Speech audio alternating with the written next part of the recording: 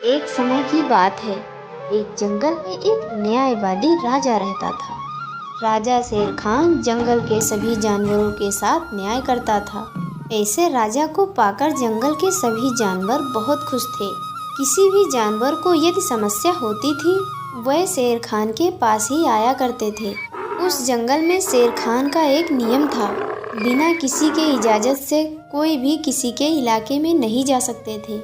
उस जंगल में सबका अपना अलग अलग इलाका हुआ करता था और सारे जानवर अपने अपने इलाके में ही रहते थे। अगर कोई भी जानवर किसी दूसरे के इलाके में जाता था तो शेर खान उसे कड़ी से कड़ी सज़ा सुनाते थे।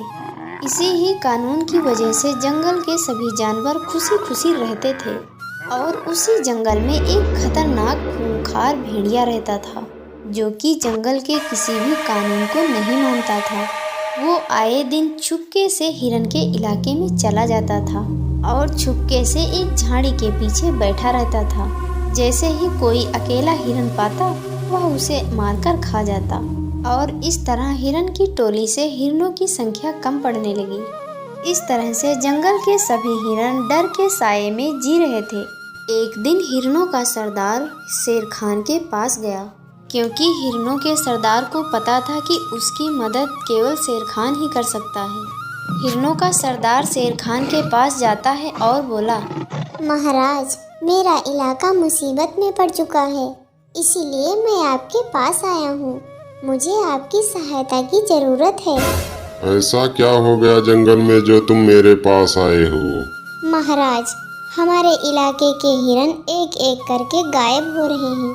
मुझे शक हो रहा है कि कोई दूसरे इलाके का जानवर आकर हमारे इलाके में जानवरों का शिकार कर रहा है। तुम क्या कह रहे हो? आखिर किसकी हिम्मत है जो मेरे कानून को तोड़े? अगर तुम्हारी बातें सच हैं, तो तुम्हें इंसाफ जरूर दिलाऊंगा। उस दुष्ट धोखेबाज को कड़ी से कड़ी सजा मिलेगी। राजा शेर खान की बात सुनकर सरदार हिरन ने चैन की सांस ली और खुश हुआ, क्योंकि उसे राजा शेर खान पर पूरा विश्वास था। राजा शेर खान उसके साथ न्याय जरूर करेंगे और जल्द ही वह धोखेबाज पकड़ा जाएगा, जो उसके इलाके के हिरनों को मार रहा है। और इस तरह से सरदार हिरन बेफिक्र होकर अपने इलाके में चला जाता है। और शेर खान को अच्छी तरह से पता था कि गद्दार चाहे जो भी हो, उसे बुलाकर पूछने से वो कभी भी अपना गुनाह कबूल नहीं करेगा। इसलिए शेर खान ने एक चाल चली। शेर खान अपने प्रिय मित्र मोटू हाथी से मदद ली। शेर खान अपने आप को मर जाने की जंगल में बात फैला दी। शेर खान को मरा हुआ सुनकर जंगल के सभी जानवर वहीं पर इकट्ठा हुए। सारे जानवर बहुत दुखी थे, क्योंकि उन्होंने सबसे अच्छे न्यायवादी राजा को खो दिया था। लेकिन उन्हें इस बात पर भी फिक्र हो रहा था कि आगे जाकर जंगल का राजा कौन बनेगा। तभी मोटू हाथी कहने लगा, महाराज के आखिरी वक्त में मैं उनके साथ ही था। महाराज मरने से पहले मुझे बताए थे कि इस जंगल में राजा कौन बनेगा। उन्होंने कहा था कि सच्चा राजा वो होता है जो जंगल के किसी भी कानून को न मानकर सिर्फ अपने ही शिकार पर ध्यान देता है। अच्छा शिकारी वो होता है जो बिना पता चले हिरन को मारकर खा सकता है। जंगल में सभी को पता है कि सबसे ज्यादा तेज दौड़ने वाला हिरन है, और महाराज की आखिरी इच्छा थी जो बिना पता चले हिरन का शिकार कर सके। अगला जंगल का राजा वही बनेगा। मोटू हाथी की इस तरह की बात सुनकर जंगल के सारे जानवर हैरान थे। आखिर ऐसा कौन सा जानवर हो सकता है जो हिरन को बिना पता चले ही उसका शिकार कर सके और हिरन को खा सके। तभी वहाँ पर बैठे खरगोश ने कहा, अरे ये क्या, ऐसा तो कोई भी नहीं हो सकता है हमारे जंगल में जो बिना हिरन के पता चले ही हिरन का शिकार कर सके। नहीं खरगोश भाई, ऐसी बात नहीं है। मैं आप सभी से कई दिनों से एक बात छुपा कर रखा था। बहुत दिन हो गया है, मेरे इलाके से एक एक हिरन गायब हो रहे हैं। मुझे लगता है हमारे इलाके में कोई गद्दार है। हमारे बीच में कोई गद्दार है जो छिपकर शिकार कर रहा है। महाराज की आखिरी इच्छा थी कि हमें उसी को ही जंगल का राजा बनाना पड़ेगा। उस वक्त खरगोश की बातों में सच्चाई था। तभी जंगल के जानवरों ने मिलकर ये फैसला किया कि जल्द से जल्द उस जानवर को पकड़कर जंगल का राजा बनाया जाए, क्योंकि महाराज शेर खान की यही आखिरी इच्छा थी। ये सब बातें सुनकर बीच में बैठा भेड़िया मन ही मन बहुत खुश हो रहा था। अब वो जंगल का राजा बनने वाला था। जंगल का राजा बनने की खुशी में वो सबके सामने आया और कहने लगा, लो भाई, तुम्हारे सामने जंगल का राजा खड़ा है। मुझे तुम सब मिलकर झुककर सलाम करो। क्या हुआ, ऐसे क्यों देख रहे हो?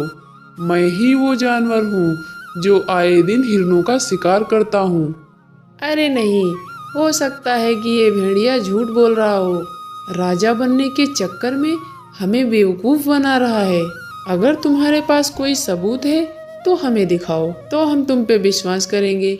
खरगोश की इस तरह की बात सुनकर भेड़िया बोला, मुझे पता था तुम सब मेरी बातों पे यकीन नहीं करोगे, इसलिए मैं तुम्हें उस जगह पर लेकर चलता हूँ जहाँ पर मैंने सारे हिरणों को मारकर खाने के बाद उनकी हड्डियों को छिपा कर रखा है। चलो मेरे साथ। ये कहने के बाद सारे जानवरों को लेकर उस जगह पर पहुँच जाता है जहाँ पर हड्डियों को छिपा के रखा था। उन सारी हड्डियों को देखकर जंगल के सारे जानवर बहुत परेशान थे और तभी अचानक से जोर से एक दहाड़ सुनाई दी, बल्कि जंगल का राजा शेर खान की ही थी। शेर खान को जिंदा देखकर जंगल के सारे जानवर खुश थे, लेकिन वो भेड़िया शेर खान को देखकर डर के मारे थर थर कांपने लगा।